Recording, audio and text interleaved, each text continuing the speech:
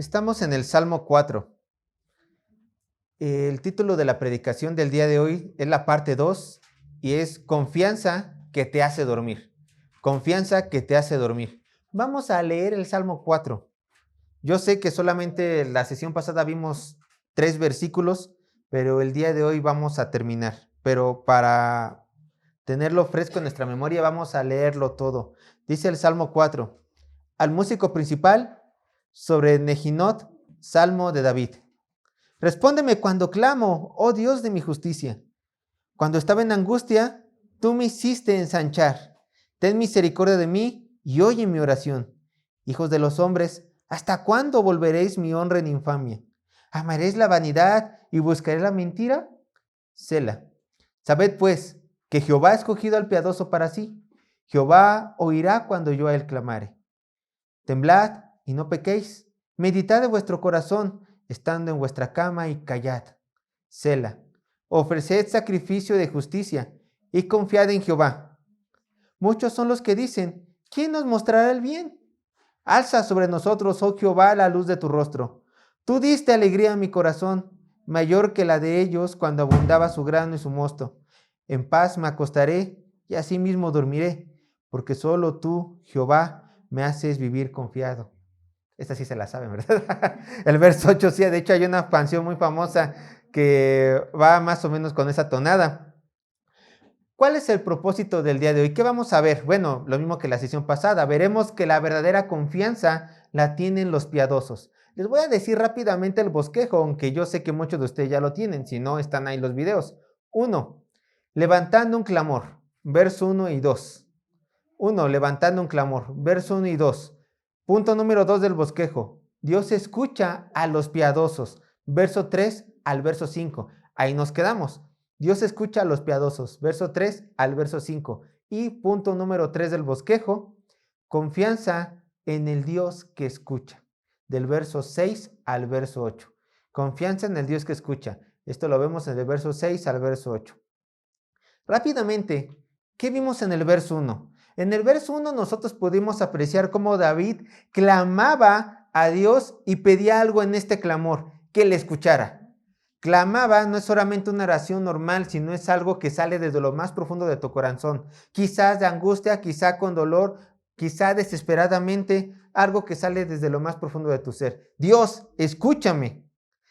¿Qué hizo David? Bueno, como manifestación para que el Señor lo escuchara, dijo, ve mis obras, oh Dios, de mi justicia. No solamente tú eres el que me salva, sino que también me da las buenas obras para que yo pueda estar enfrente de ti, Dios de mi justicia. Ve mi manera de comportarme, ve cómo yo he estado en tus caminos. Ten misericordia de mí, porque a pesar de que yo he sido justo, no confío en mis obras, confío en tu misericordia para que tú vengas en mi ayuda. Eso lo vimos en el verso 1. En el verso 2, David se dirigió a sus enemigos, que quizás muy probablemente eran israelitas, pertenecían parte de la familia del pueblo de Dios. Por eso el rey David no dijo, Señor, aniquílalos. Más bien fue como una exhortación. ¿Hasta cuándo? ¿Hasta cuándo, pueblo de Israel? ¿Hasta cuándo ustedes que se han comportado como mis enemigos, que son mis enemigos, van a seguir blasfemando en contra de mi Dios? ¿Hasta cuándo van a seguir en esos caminos pecadores? David estaba confrontando a estas personas. En el verso 3 vemos un contraste. Dice el salmista, sabed pues, como dirigiéndose también a las personas malvadas, pero al mismo tiempo como cambiando de audiencia. Verso 1 se dirigía a Dios, verso 2 se dirigía a los pecadores, a los que estaban en contra de él. Verso 3, como si de algún sentido le dijera a los pecadores, miren a los santos, miren a aquellas personas que buscan a Dios con todo su corazón, miren a los piadosos, por así decirlo. Y dice el salmista, mientras que ustedes no tienen aprobación de Dios pecadores, los piadosos, en el cual hay que aclarar, David estaba incluido, por supuesto, que es un piadoso, un creyente genuino. Ese es un piadoso. Alguien que pone por obra la palabra de Dios. Un creyente genuino, ese es un piadoso. Los piadosos tienen todo el consentimiento y toda la complacencia de Dios. Dios dice, el verso 3, Dios escucha a los piadosos, al creyente genuino. ¿Por qué? Porque este creyente genuino ha sido escogido por este mismo Dios. ¿Y cómo lo manifiesta? Por sus buenas obras, obedeciendo su propia palabra. Bueno, por medio de este versículo tan refrescante para nosotros, porque si ustedes lo recuerdan, todos los creyentes somos piadosos, todos los creyentes somos escuchados por Dios, todos los creyentes alcanzamos misericordia de nuestro Señor y también todos los creyentes tenemos esta complacencia ante nuestro Padre. El siguiente versículo, por así decirlo, es como una llamada de atención. Quiere poner David una luz roja enfrente de todas las personas, tanto las personas del verso 2 como las personas del verso 1. Quiere poner una luz roja, pon atención, hace un llamado a la audiencia. Quiere que nuestros corazones volteen al verso 4, con mucha atención. Dice el verso 4, Salmo 4, verso 4, escuchen. Salmo 4, verso 4.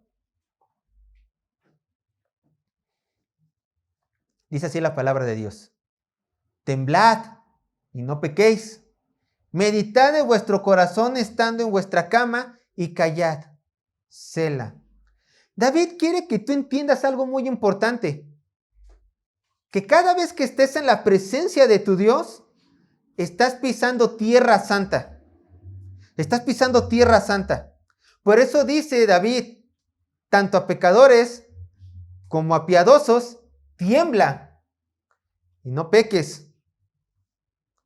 La palabra aquí, temblad, viene del hebreo ragaz, e indica lo siguiente: conmoción física o psíquica, ya sea de miedo o de ira. También al ladito dice, y no, como añadiendo, y no pequéis, que proviene del verbo hebreo jata, que significa errar a blanco.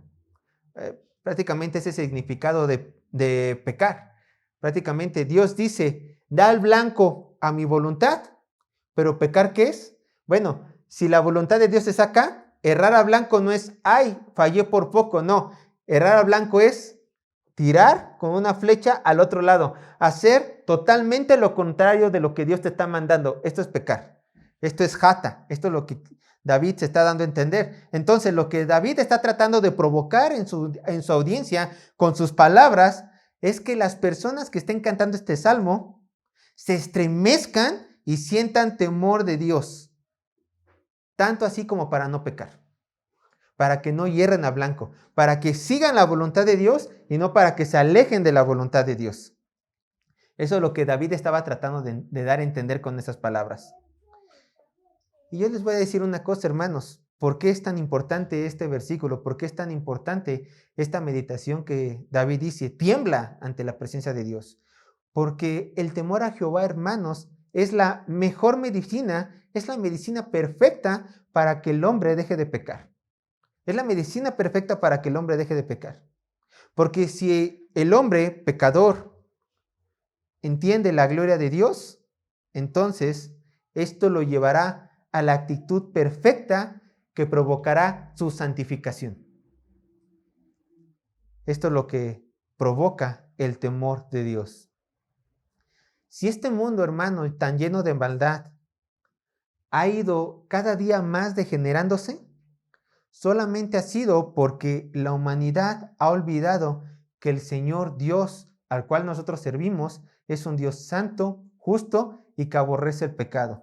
Por lo tanto, la humanidad no es capaz de temblar ante la presencia de este Dios. ¿Por qué? Porque ellos dicen, ¿quién es ese Dios al cual tú tiemblas? Yo lo desconozco, no sé quién es, no sé sus caminos, no sé su palabra. Por lo tanto, ellos no pueden tener este principio que nosotros los cristianos tenemos, encontrado en Proverbios 1:7. ¿Se lo saben? Proverbios 1:7, yo se lo leo. Dice, el principio de la sabiduría es el temor de Jehová. Los insensatos desprecian la sabiduría y la enseñanza. O sea, los insensatos no temen a este Dios todopoderoso. No peques. ¿Quién lo ordena? No mientas. porque tú lo dices. Perdona. Él me hizo lo primero antes de lo que yo le hice. No temen a Dios, por eso no tiemblan, porque no le conocen. Y yo te pregunto a ti, ¿eres sabio y procuras no pecar porque temes a Dios? ¿O eres insensato y crees que Dios no castigará tu pecado? ¿Cuál es tu respuesta? Dice el salmista, escucha, estamos en el verso 4. Dice el salmista, Salmo 4, verso 4, dice el salmista, meditad en vuestro corazón, estando en vuestra cama y callad. Ojalá estas mismas preguntas te hagas mientras estés dormido. Bueno, no mientras estás dormido, mientras estás a punto de dormir. Dice la frase, meditad en vuestros corazones. Esta es una manera hebrea, esta es una frase hebrea que quiere decir piensen, analicen. Esta expresión tiene la idea de examinar nuestras conciencias de forma consciente, de forma sigilosa. En pocas palabras, en un término un tanto confuso, el salmista llama a un autoanálisis, examinarnos a nosotros mismos en esta reflexión profunda. Si nos hemos comportado en santidad delante de la presencia de Dios o hemos pecado delante de la presencia de Dios. Y hermanos, yo les digo algo, no hay mejor lugar para meditar que en la soledad de nuestro cuarto. No hay mejor lugar para meditar. ¿Por qué? Porque en la soledad de nuestro cuarto, en la oscuridad quizá, cuando todos ya están callados, cuando ya no hay nada que nos pueda interrumpir, es momento donde podemos ponernos a cuentas con el Señor y primeramente analizarnos a nosotros conforme tu criterio. No, porque si es bajo tu criterio, hice bien al contestarle a tal persona que me cae mal, hice bien en no dirigirle la palabra, hice bien en no perdonar. Hermanos, tus criterios no valen nada. Tienes que examinarte a la luz de la palabra de Dios y saber si hiciste bien o hiciste mal. Ese es el estándar. Pero, ¿por qué en la noche? Algunos quizás dirán o estén pensando, porque en la noche se mueve el poder sobrenatural de Dios. No es cierto. Porque en la noche, como ya lo dije, no hay nada que te interrumpa entre tú y Dios. Pero es que yo tengo que dormir. Sí, yo sé, yo también, todos tenemos que dormir. Es padre dormir, es necesario dormir. Pero el salmista nos está llamando a un tiempo de intimidad con el Señor por medio de nuestra soledad, en nuestro cuarto. Bueno, quizás dices, es que yo duermo con mi pareja, yo duermo con mi esposo o esposa. ¿Dónde puedo tener ese momento de intimidad donde todos están callados? ¿Tienes baño? Sí, enciérrate en el baño. Enciérrate en el baño. ¿Tienes azotea? Sí, ponte chamarra, sal a la azotea. Ten este momento de intimidad antes de que te duermas con tu Dios. ¿Para qué? Para un autoanálisis. Reflexionar. Creo que es lo que nos falta a muchos de nosotros hoy en día. Reflexionar. ¿He hecho bien? ¿He hecho mal? ¿Seguí la voluntad de Dios? ¿No seguí la voluntad de Dios? Autoanálisis. Hermanos, imitemos a este rey. Mientras las demás personas dormían, el rey dice, pasa a comunión con tu Dios. Pasa a comunión de tu Dios.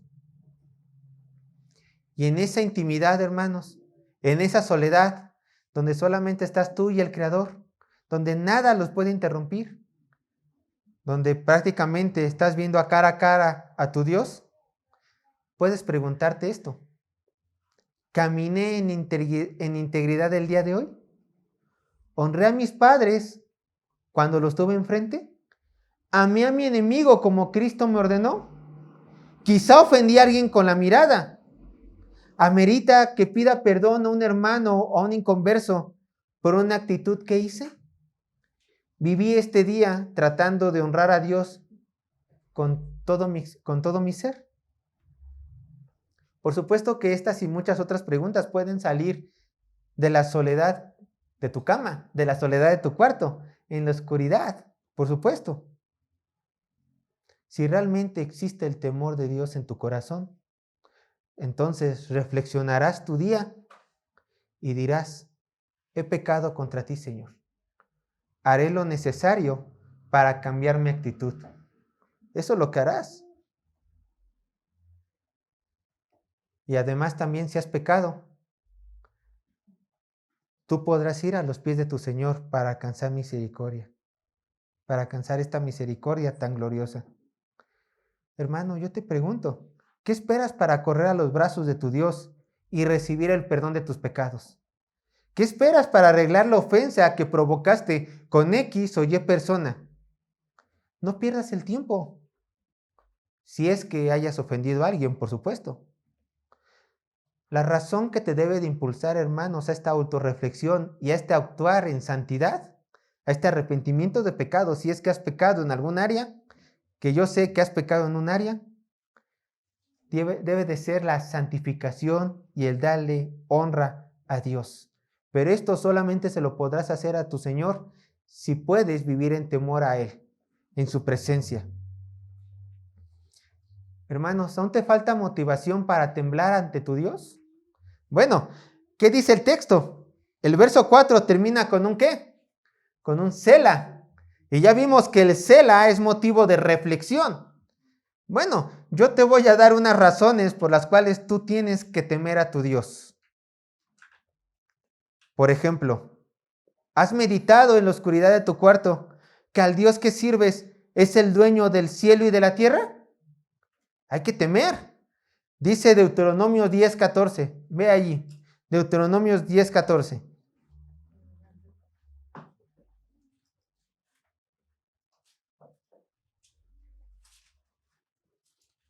Deuteronomio 10:14.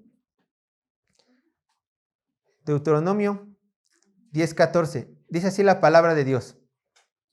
He aquí, de Jehová, tu Dios, son los cielos y los cielos de los cielos y la tierra y todas las cosas que hay en ella. Acompáñame a Jeremías 32:17.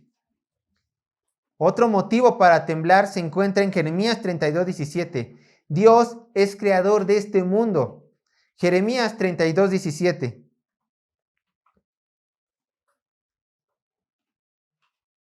Jeremías 32:17 dice, oh Señor Jehová, he aquí que tú hiciste el cielo y la tierra con tu gran poder y con tu brazo extendido, ni hay nada que sea difícil para ti.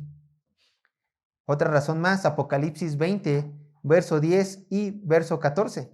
Apocalipsis 20, verso 10 y verso 14.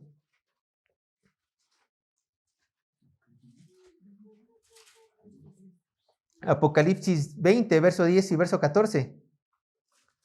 Otra razón por la cual hay que temblar ante la presencia de Dios es porque Dios es más poderoso que cualquier enemigo. Yo quisiera que esto lo entendieran los satánicos y que lo entendieran los que adoran la Santa Muerte. Es más, esto yo quiero que tú lo entiendas. Dios es más poderoso que cualquier enemigo y aun que tu mismo pecado personal. Vean lo que dice Apocalipsis 20, verso 10 y verso 14. Y el diablo que los engañaba fue lanzado en el lago de fuego y azufre, donde estaban la bestia y el falso profeta, y serán atormentados día y noche por los siglos de los siglos. Y la muerte y el Hades, verso 14, y la muerte y el Hades fueron lanzados al lago de fuego. Y esta es la muerte segunda, verso 15. Y el que no se halló escrito en el libro de la vida fue lanzado al lago de fuego. ¿Se dan cuenta? Dios es tan poderoso que no solamente derrota a sus enemigos, sino que dice lo que va a venir. Y esto sin duda va a ocurrir. Los enemigos de Dios por fin van a ser derrotados, a ser lanzados al lago de fuego. Por eso tienes que temblar ante este Dios todopoderoso. Y una penúltima razón que te quiero dar, Deuteronomios 10:17. Deuteronomio 10:17. Bueno, el Señor es creador, el Señor es dueño de todo, el Señor es más poderoso que cualquiera de sus enemigos.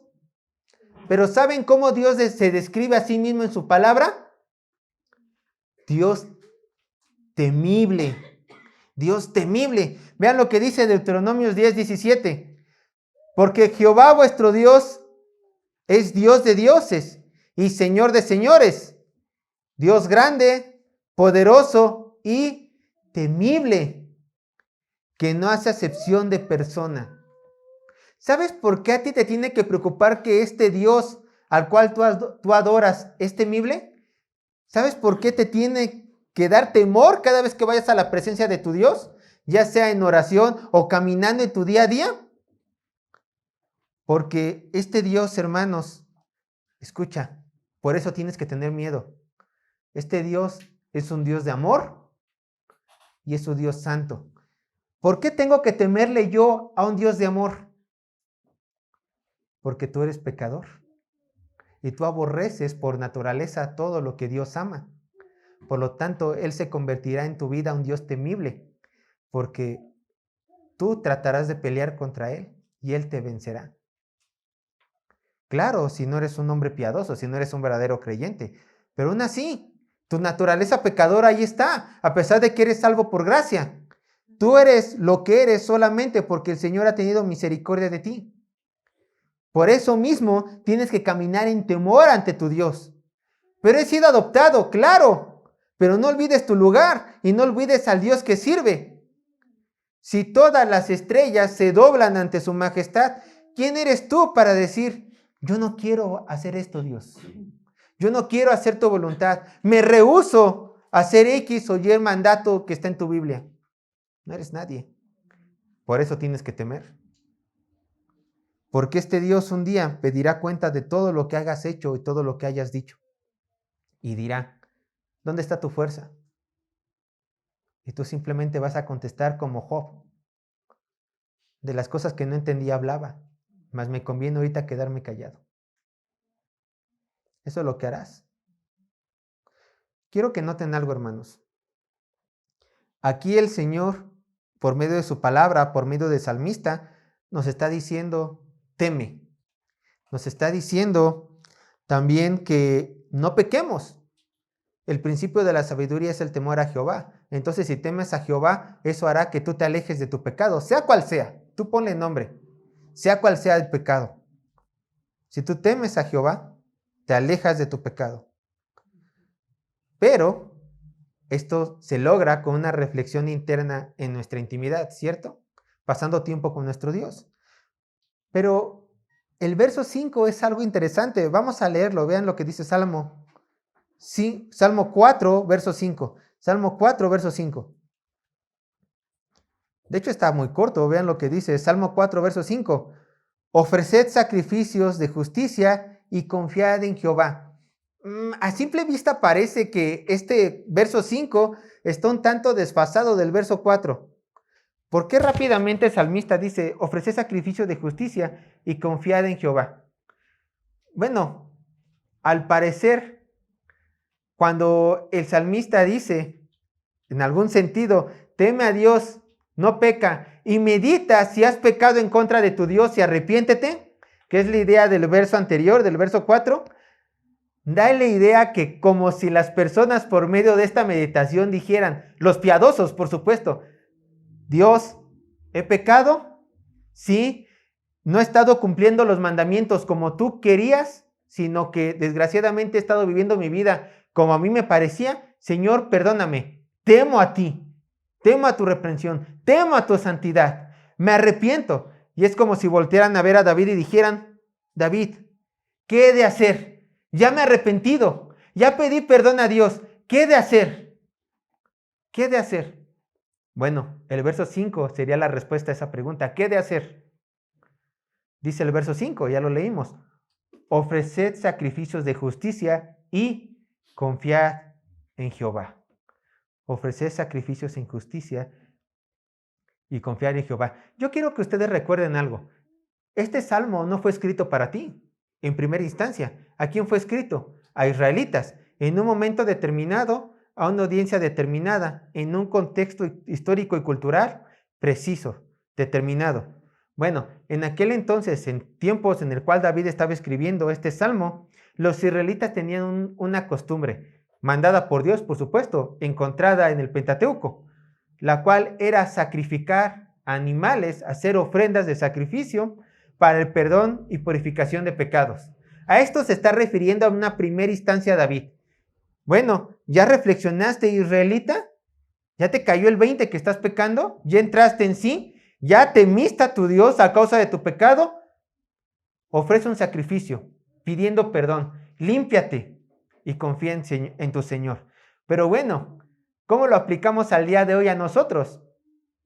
Sergio está diciendo que traiga un carnero y que lo degolle y que ofrezca sacrificio. No, recuerden, esta ley ya fue cumplida. No fue abolida, fue cumplida por nuestro Señor Jesucristo perfectamente. Cuando Él se dio en la cruz, Él cumplió todos los mandamientos de la ley mosaica. Entonces ya no es necesario un sacrificio de sangre porque el mayor sacrificio de sangre ya fue hecho en la cruz. Nuestro Señor se entregó por todos nosotros. Y tampoco hace falta ningún sacrificio de animal, porque volvemos a lo mismo, nuestro Cristo ya se entregó por todos nosotros. Entonces, otra vez, ¿cómo aplicaríamos este texto a nosotros? Si ya no hay sacrificio, si Cristo lo pagó todo por nosotros. Muy simple, hermanos, muy simple, en obediencia. El hecho de que tú reconocieras tu pecado, o cualquier persona reconociera su pecado y actuara al dar estos sacrificios, estaba siendo obediente a los mandatos de Jehová. Entonces, ¿tú reconoces tu pecado? Bien haces. ¿Ya te arrepentiste? Bien haces. Ahora, vive una vida de obediencia a tu Dios. Ya no te apartes de este camino que es la palabra de tu Señor. Ahora vive en obediencia. ¿Cómo? ¿Sabes cuál es la única manera de vivir de un piadoso? Van a pensar que me estoy contradiciendo, pero no es así. Que tú entregues tu cuerpo en sacrificio y ofrenda viva a tu Señor. Sergio, ¿no que no hay sacrificios? Claro que ya no hay sacrificios para perdón de pecado. Claro que el Señor ya no te pide que tú sacrifiques un cordero o un becerro para tu purificación personal. Pero en la palabra de Dios encontramos que tú tienes que vivir una vida sacrificial, negándote a ti mismo. ¿Para qué? Para agradar a tu Dios. Ve lo que dice en Romanos capítulo 12, verso 1. Este es un sacrificio voluntario. No para perdón de pecados, sino que refleja esto, una vida ya entregada a tu Señor. Romanos 12, 1.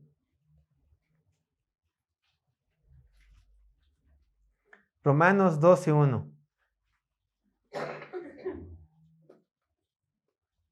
Dice así la palabra de Dios. Así que, hermanos, os ruego por las misericordias de Dios, escuchen, que presentéis vuestros cuerpos en sacrificio vivo, santo, agradable a Dios, que es vuestro culto racional, voluntariamente, conscientemente. Sergio, ¿qué estás refiriéndote? Que tú voluntariamente, conscientemente, en miras de santificarte, tienes que negarte a ti mismo tus pasiones, anhelos, que muchas veces son pecado, otras veces son buenos, pero que minimizan el poder de Dios. Ese es vivir en santidad. Entonces, a la luz de esto, tú tienes que decir, Señor, yo te escojo a ti sobre todas las cosas, yo escojo hacer tu voluntad sobre todas las cosas, soy este sacrificio vivo, en honra a ti. De hecho, esto nos recuerda las palabras de David en el verso 1. ¿Se acuerdan? Dios de mi justicia, yo he hecho tu voluntad, Dios, escucha mi clamor. Usted es igual.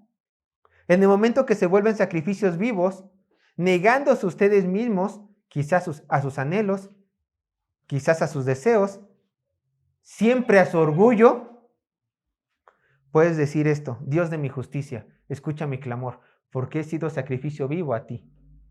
Ruego para una contestación. Y esto está unado a lo que dice el Salmo 51, 17. Yo lo leo, Salmo 51, 17. Escucha.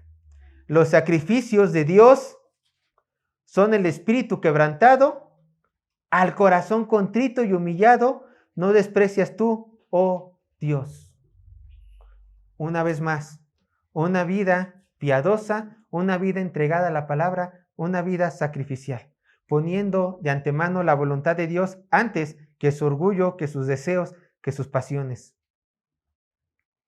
Pero el salmista no solamente se queda en ofrecer sacrificio de justicia, que ya vimos que aplicado al día de hoy para nosotros es vive en santidad.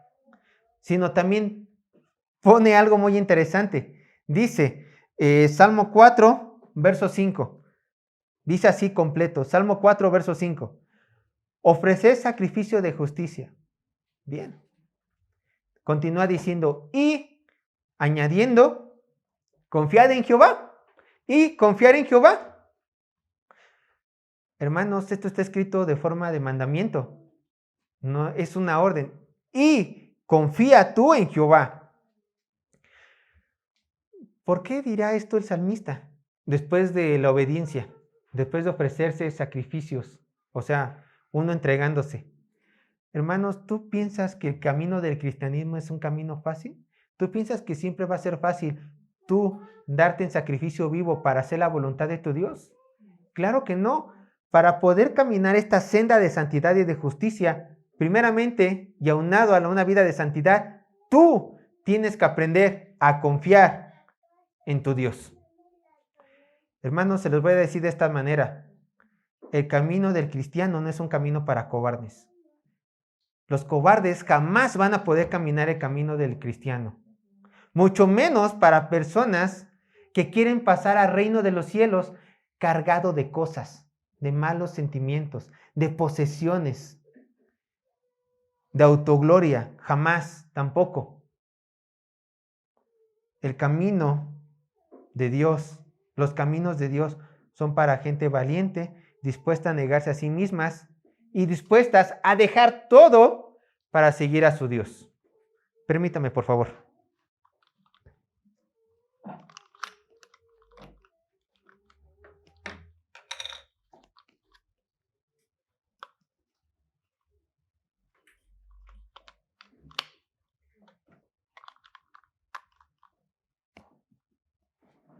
Entonces, hermanos, la confianza en Dios, quiero que lo veas de esta manera, es el aceite que permitirá a tu cuerpo corrupto, oxidado, caminar en medio del valle de sombra y de muerte que Dios te tenga preparado cada día.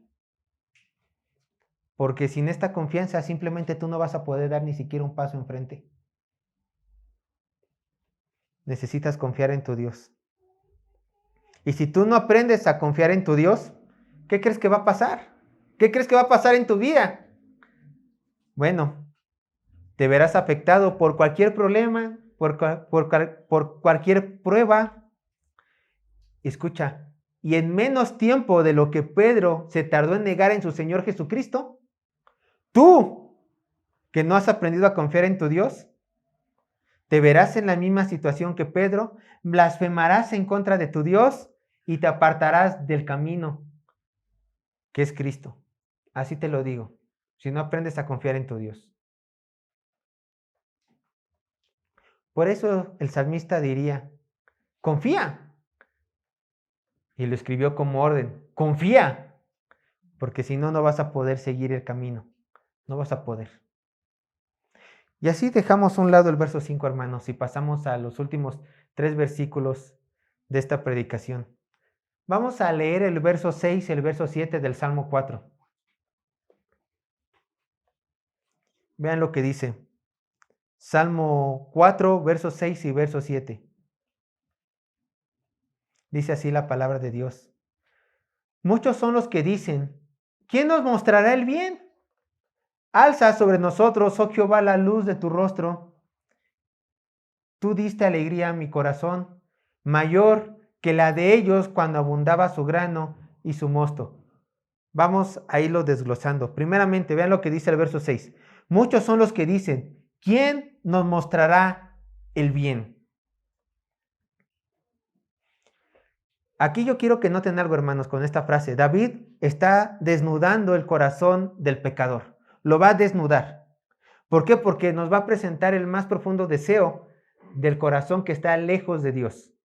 Dice el texto, son muchos, y esto quiero que lo tengan en mente, son muchos hermanos los que alzan su cabeza al cielo y en medio de clamor gritan, porque en verdad muchos pecadores gritan desesperadamente y dicen, ¿quién nos mostrará el bien? ¿Quién nos mostrará el bien? Bueno, nace la pregunta, ¿qué bien busca el hombre pecador? ¿Qué bien busca el hombre pecador? ¿Qué deseo lo motiva a buscar a aquella persona o a aquel ser que le dará lo que está pidiendo? Porque están clamando, están pidiendo, tienen una necesidad y buscan que esa necesidad sea saciada. Y la misma respuesta que va a desnudar el corazón del pecador se encuentra en el verso 7 a su final. Vean lo que dice Salmo 4, verso 7, al final del verso 7. Dice, mayor que la de ellos cuando abundaba su grano y su mosto. A ver, primeramente, ¿quién nos mostrará el bien? A la luz del verso 7, el bien que estaban buscando estas personas pecadoras era el grano y el mosto. Era abundancia, era riquezas, era tener todo lo que su corazón deseaba. Esto clamaban los pecadores. Muchos, es decir, los pecadores, el bien que buscaban son los bienes de este mundo. ¿Cuáles? Los que los alejan de Dios, las cosas terrenales. Dios, o quien está allá arriba para contestarme, quiero una buena cosecha, quiero un trabajo y se afanan con el sueño de tener un trabajo grande, reconocido. Piden en oración una casa y ganar el dinero para a fuerzas tener esa casa de sus sueños, o ese carro, o esos hijos. Y no le importa a quién le recen, pero quiero estos hijos que yo anhelo en mi corazón. No lo sé. Muchas veces los hijos pueden ser ídolos, o el esposo o la esposa pueden ser ídolos de nuestros corazones. Todo lo que ellos quieren lo están pidiendo. Pero no les importa quién escuche esas oraciones. Estos pecadores están dispuestos a servir a quien sea que les dé estos anhelos. Fíjense que desgraciadamente tuve la desdicha de escuchar a Guillermo Maldonado hace unas semanas, un mini video. Y él es una manifestación contemporánea de este tipo de hombres. ¿Por qué? Porque desesperadamente este hombre, que no es apóstol, pide los anhelos de su corazón, al tal grado que él dijo en esta, no puedo decir enseñanza, es una plática. En esa plática él dijo lo siguiente: yo me enojé con Dios y le dije, Dios, ¿cómo es posible que un jugador de fútbol, soccer, gane más dinero que yo que soy tu siervo? Yo me indigné contra Dios y le dije, Dios, estoy enojado contigo. Yo vuelvo a lo mismo. Obviamente, cuando lo escuché, me hizo que tuviera enojo en mi corazón. De hecho, me enojé muchísimo. Porque ¿quién eres tú, hombre de tierra, no? O todos nosotros para decirle a Dios, quiero esto, quiero aquello, mucho menos para decirle a Dios, estoy enojado contigo por no darme lo que yo quiero.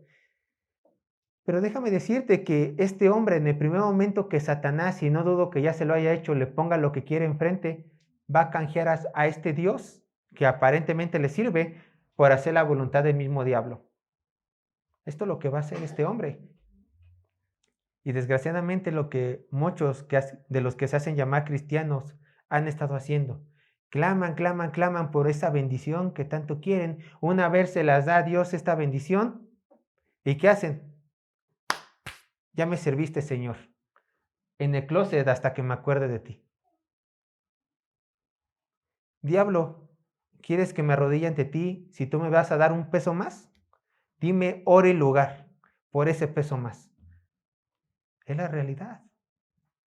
Esto quieren los hombres de este mundo. Esto buscan los muchos hombres pecadores. Pero, ¿qué busca el hombre de Dios?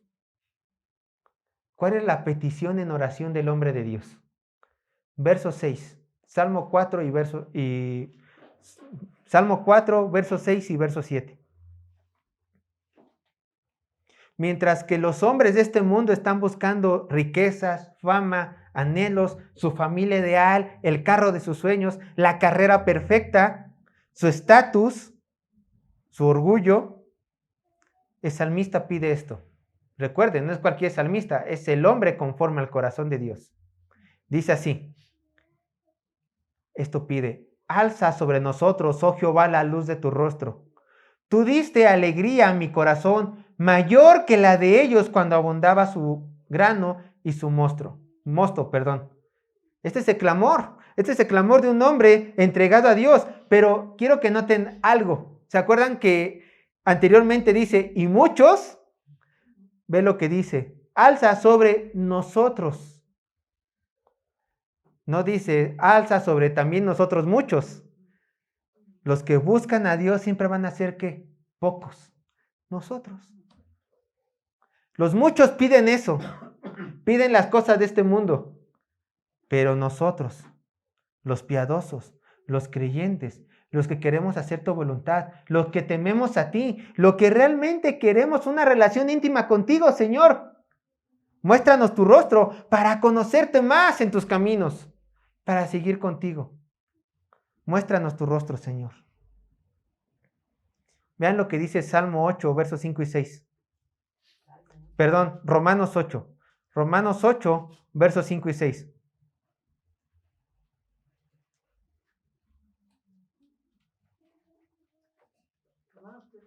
Romanos 8, versos 5 y 6.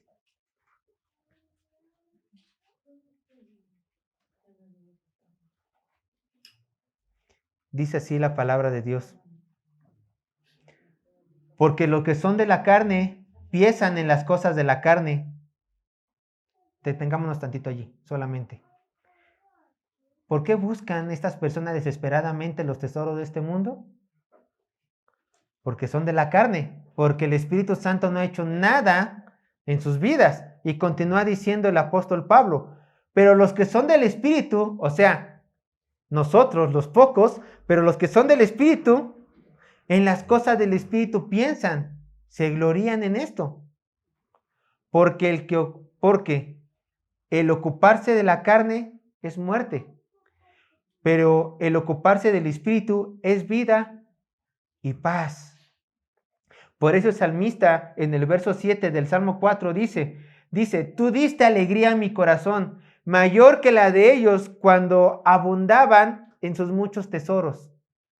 Sí, por supuesto, puede ser que el Señor no te dé lo que quieres, lo que anhela tu corazón, y muchas veces son cosas buenas, pero ¿qué crees? Tú vas a estar satisfecho en cualquier situación. ¿Por qué? Porque tú dices, tu rostro me basta, Señor, tu presencia me llena.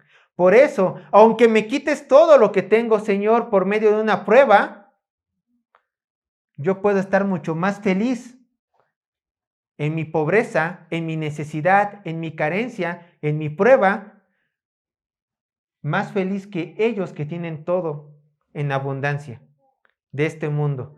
Pero recuerden lo que dice la palabra de Dios. ¿Dónde nos conviene hacer tesoros, hermanos? En el reino de los cielos, donde las cosas no se corrompen. Mientras que todo lo que está aquí, hermanos, todo se va a pudrir, todo se va a echar a perder, todo se va a corromper. Vuelvo a lo mismo, ¿qué te vas a llevar cuando mueras? Nada. Me llevaré mi orgullo, pero no al cielo, al infierno. Te lo llevarás al infierno. Ahí de nada te va a servir. Por eso hay que vivir estas vidas santas. Y puse este ejemplo solamente. Algunos a lo mejor a este grado de la predicación me dirán, bueno, Sergio, ya estuviste hablando de muchos temas, pero ¿cuál era el tema principal de David en este salmo? Claro, todo salmo tiene un tema principal, por supuesto. El tema principal de este salmo es la confianza. De hecho, el verso que todos me recitaron al último, el verso 8, está encadenado a los versos anteriores. Les voy a mostrar por qué. En el verso 1 habla del Salmo 4, por supuesto. En el verso 1 habla de la confianza que debemos de tener en Dios al orar. Eso habla el verso 1. El verso 3 nos dice que los piadosos debemos de confiar en Dios porque responde nuestras súplicas y porque Él nos ha escogido en Él. Ahí está nuestra confianza, puestas en Él. En el verso 5 del Salmo 4 nos confronta de una manera directa a confiar en Él al hacer su voluntad. ¿Sí? El verso 6 y el verso 7 de este Salmo nos hablan de lo grande que es nuestra recompensa espirituales al depositar nuestra confianza en este Dios eterno y no afanarnos a las cosas de esta vida. ¿Por qué? Porque Él nos dará gozo en nuestros corazones. Mucho más grande mucho más grande este gozo que nos puede ocasionar la presencia de Dios que cualquier riqueza. Entonces, si juntamos todos estos versículos, podemos observar algo muy interesante. La fe de un hombre maduro en los caminos de Dios. La fe de un hombre maduro en los caminos de Dios. Que sin importar las circunstancias, confía en su Dios y camina temeroso de cumplir sus estatutos, sus ordenanzas. Esta es la fe de un hombre que, a pesar de recibir ataques y no obtener lo que desea en esta vida, siempre hay gozo en su corazón, porque siempre y en todo momento tiene lo que quiere y anhela su alma, la presencia y el rostro de su Dios. Por lo tanto, este hombre que ha confiado con todo su corazón en su Señor, dice las siguientes palabras, verso 8, Salmo 4, verso 8. Salmo 4, verso 8, dice así la palabra de Dios. En paz me acostaré y así mismo dormiré, porque solo tú, Jehová, me hace vivir confiado. El hombre que no teme a Dios jamás va a poder decir estas palabras. El piadoso, el hombre que no es piadoso, jamás va a poder dormir confiado. El hombre que solamente está afanado a las cosas de esta vida, a las infamias, a las vanidades, a la mentira, no va a poder dormir porque siempre va a estar pensando en qué pecar, en qué pecar, en qué pecar. Pero el hombre maduro, que ve más allá, que aprendió a confiar en el Señor y por eso vive a la luz de su palabra, puede acostarse todos los días, así duerme en el suelo y decir, en paz me acostaré y así mismo dormiré, porque solamente tú, Jehová, me haces vivir confiado. ¿Te das cuenta? No solamente me haces dormir confiado, sino que me haces ¿qué? Vivir cada día confiado. Perdón. ¿Acaso estas no son las más dulces palabras que puede escuchar cualquier hombre, cualquier mujer? El Señor nos provoca dulces sueños y el Señor nos provoca un dulce caminar en gozo día con día. Tal vez alguien dirá entre ustedes, una vez pensándolo bien, la angustia de David no era tan fuerte, no era tan grande. Porque si yo hubiera sufrido lo que David sufrió, es más, cuando yo sufro, Sergio, yo ni duermo. Y mis angustias son grandes. Bueno, David también tenía una angustia grande. ¿Por qué? Porque recuerden, estaba bajo el contexto que aparentemente estaba siendo perseguido por Absalón, su hijo. La angustia de David también era grande, lo iban a matar. Pero tú dices que quizá la angustia de David no era tan grande que por eso durmió. Y tú dices que tus angustias son tan grandes que tú no duermes. Déjame decirte una cosa. Hay una gran diferencia entre tú y David, hermanos. Si tú no puedes dormir por tu angustia, es porque tú no conoces al Dios de David. Así de simple. Si tú duermes como un niño, a pesar de tus angustias, porque confías en tu Dios, es porque conoces al Dios de David. Le conoces. Esa es la gran diferencia. Esa es la diferencia entre este hombre de Dios y tú. Que él aprendió a depositar su fe en su Dios. Y tú no. Tú no. Muchas veces, bueno, la gente en unas ocasiones me ha dicho, Sergio, ¿cómo confío? Y yo solamente les digo lo que es, pues confía. ¿Cómo? No sé realmente cómo explicárselo, simplemente es poner la confianza en alguien más, poner la confianza en Dios, confía. Solamente ponle tu confianza en Él. Dile, Señor, te dejo esto, confío en ti. De hecho, para terminar, ¿se acuerdan cómo empezó el Salmo 1? Perdón, el Salmo 4, vean el verso 1 del Salmo 4 para que vean cómo empieza. Escuchen, Salmo 4, verso 1. Vean cómo empezó el Salmo. Respóndeme cuando clamo, oh Dios de mi justicia. Al último, ten misericordia de mí y oye mi clamor. Empezó con angustia. ¿Y cómo terminó? Señor, en paz me acostaré. Ya expresé lo que tenía que expresar, ya se desahogó mi corazón. Ya lloré, ya clamé, ya te busqué, ya hice lo que humanamente tenía que hacer. A mimir. A dormir, así, nada más. A dormir. Ya, confío en ti, Señor. Ya, haz tú lo demás. Esa es la diferencia entre un hombre entregado a Dios y un hombre afanado a su pecado, por supuesto, porque la desconfianza a Dios es pecado. Hermano, hermana, ¿confías en tu Dios? No lo sé. Si puedes dormir, yo sé que confías en tu Dios. Si no puedes dormir, examínate. Y quizás deja de cenar tanto, ¿no? O sea, quizás sería bueno también. Pero bueno, sabes a lo que me refiero, ¿no? Tu pecado. Confía en Él. Entonces, ¿cómo se manifiesta esta confianza para poder dormir como David? Llevando nuestras oraciones a Él, verso 1, lo repito, confiando en Él, haciendo su voluntad, teniendo temor de Él para hacer su voluntad y regocijarnos en Él, buscándolo primeramente a Él, el reino de Dios y su justicia, y todo se dará por añadidura. Y si la añadidura que queremos no llega, duerme tranquilo. Tú tienes más gozo que los que se afanan día a día que por dinero o por lo que quiere en su corazón. Ahí está tu confianza. Duerme tranquilo, hermano. Dios les bendiga. Vamos a orar.